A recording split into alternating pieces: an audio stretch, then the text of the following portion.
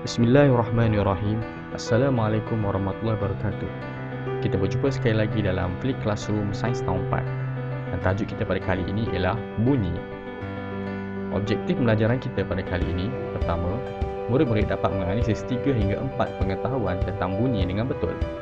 Kedua, mengaplikasikan satu aktiviti berkaitan dengan bunyi. Kriteria kejayaan kita pada kali ini, pertama, mengenal pasti cara-cara bunyi dihasilkan. Kedua, mengitlak pergerakan bunyi. Ketiga, meneraikan contoh fenomena yang disebabkan oleh pantulan bunyi.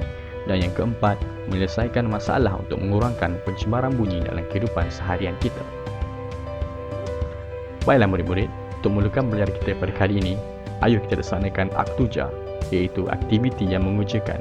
Dan pada kali ini, kita akan laksanakan musical jazz ataupun bekas boleh menyanyi. Bahan-bahan diperlukan ialah 5 atau 6 balang kaca atau gelas kaca. Kedua, sudu besi. Ketiga, air. Dan yang keempat, pewarna makanan. Baiklah murid-murid, untuk melaksanakan aktiviti ini, mari sama-sama kita saksikan video ini. Langkah pertama, susun balang kaca dan ambil sudu besi, ketukkan balang kaca yang kosong. Cuba dengar bunyinya. Kemudian isikan air secara menaik.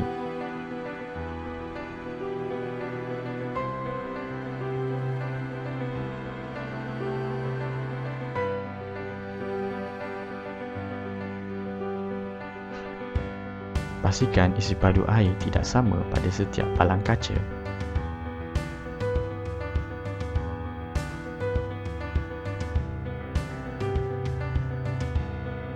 Selepas itu, masukkan pewarna yang pelbagai warna supaya air itu kelihatan lebih menarik.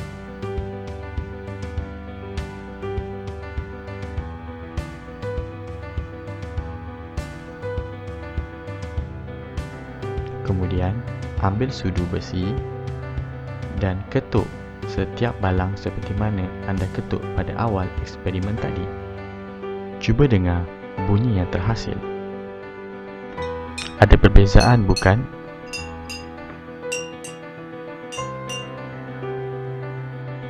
Berbeza bukan bunyinya?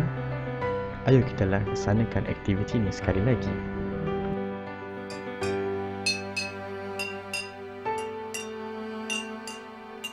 Baiklah murid-murid, apa itu bunyi? Bunyi ialah sesuatu yang terhasil apabila objek bergetar. Bunyi terhasil daripada getaran sesuatu objek.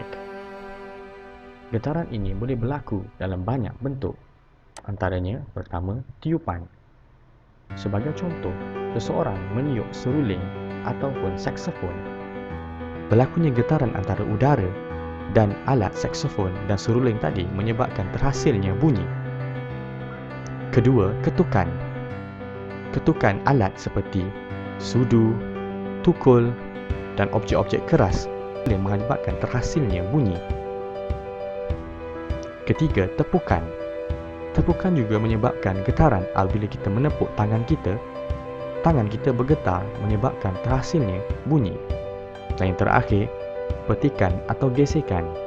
Sebagai contoh, petikan pada alat muzik seperti gitar dan gesekan pada alat muzik seperti violin.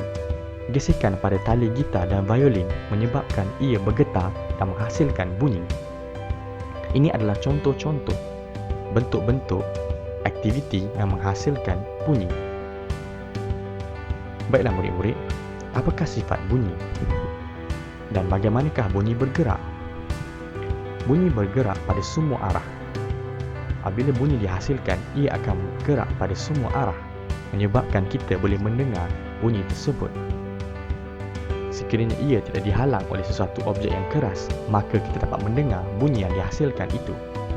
Sebagai contoh, pada gambar ini menunjukkan bahawa loceng yang dibunyikan itu boleh didengari oleh beberapa orang kerana ia bergerak pada semua arah. Ini juga adalah contoh kedua di mana loceng dibunyikan di sekolah menyebabkan murid-murid dapat mendengar. Kerana ia bergerak pada semua arah, maka ia dapat didengari oleh murid-murid. Bagaimana pula sekiranya bunyi tak dihalang oleh objek yang keras? Ya, berlakunya pula pantulan bunyi. Bunyi boleh dipantulkan apabila terkena objek yang keras. Sebagai contoh, dinding. Apabila bunyi terkena pada objek yang keras, ia akan dipantulkan dan ini akan terhasilnya gema. Sebagai contoh, seseorang menjerit dalam gua. Jeritannya akan bergema seolah-olah ia menyebutnya sekali lagi. Ini kerana bunyi tadi telah terkena pada dinding gua menyebabkan ia dipantulkan. Ini adalah arah pantulan bunyi. Arah bunyi bergerak dan kemudian apabila terkena objek yang keras, ia dipantulkan ke arah yang bertentangan. Baiklah murid-murid, mari kita kaji lebih mendalam apa itu fenomena pantulan bunyi. Terdapat 3 fenomena pantulan bunyi. Pertama, gema. Kedua, ultrasonik. Dan yang ketiga, sonar. Apakah perbezaan ketiga ini? Gema ialah apabila bunyi dipantulkan pada permukaan yang keras. Sebagai contoh, bunyi yang terkena pada dinding, gua dan objek-objek keras seperti kayu. Seterusnya, ultrasonik. Ultrasonik ialah bunyi yang dapat dikesan oleh haiwan-haiwan tertentu seperti kelawar, ikan lumba-lumba dan ikan paus.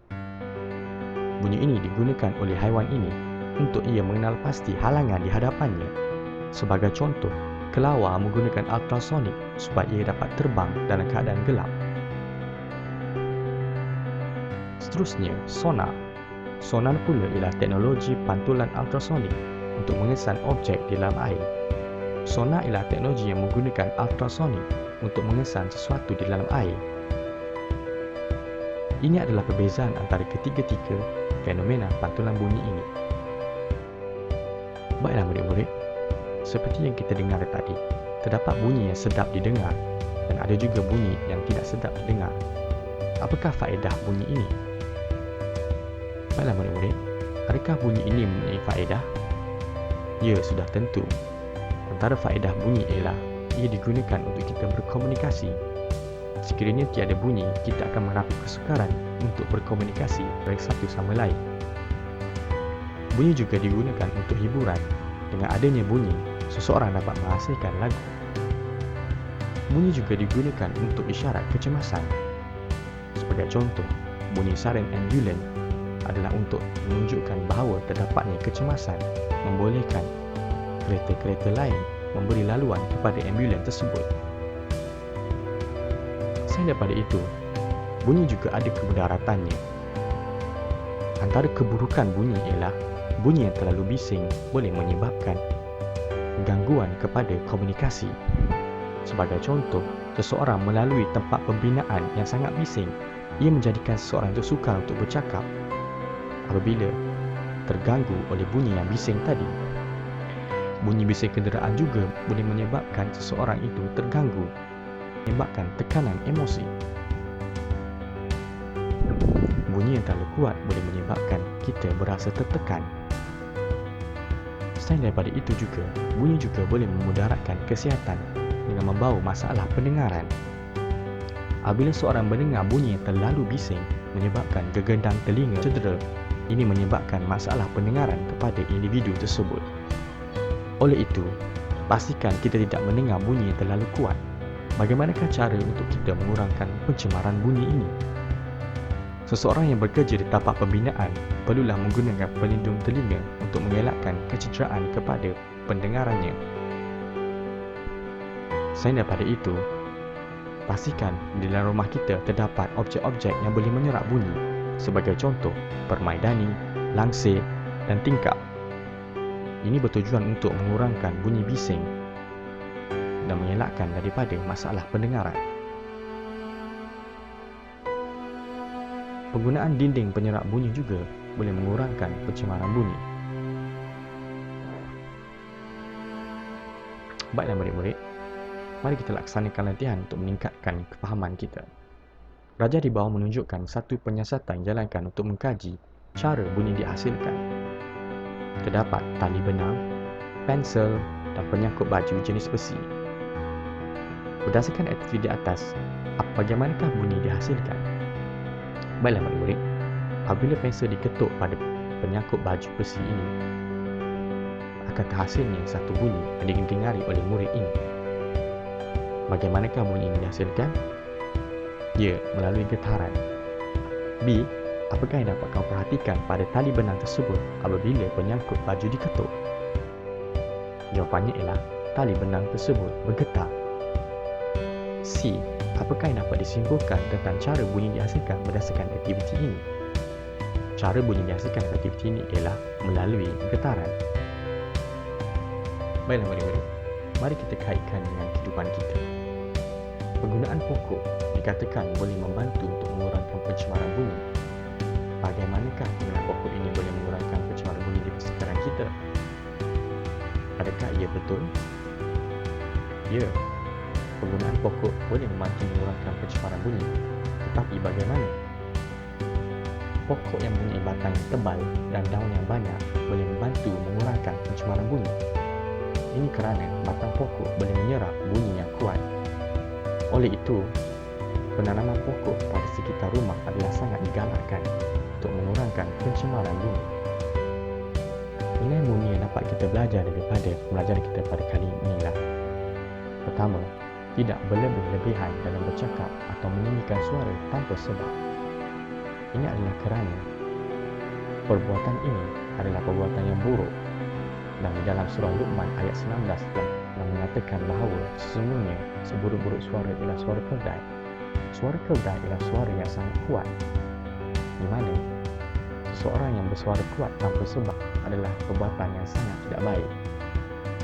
Oleh itu, kita perlulah memastikan bahawa kita mengetahui bila masa kita nak meninggikan suara dan bila masa untuk kita tidak meninggikan suara. Kita boleh meninggikan suara pada perkara-perkara tertentu seperti kita ingin memanggil orang dari jauh ataupun untuk mengelakkan daripada bahaya atau untuk melaungkan kalimah-kalimah seperti azan. Baiklah murid-murid, nilainya di sini bahawa bunyi boleh menjadi sesuatu yang tidak berfaedah sekiranya kita tidak menggunakannya dengan baik.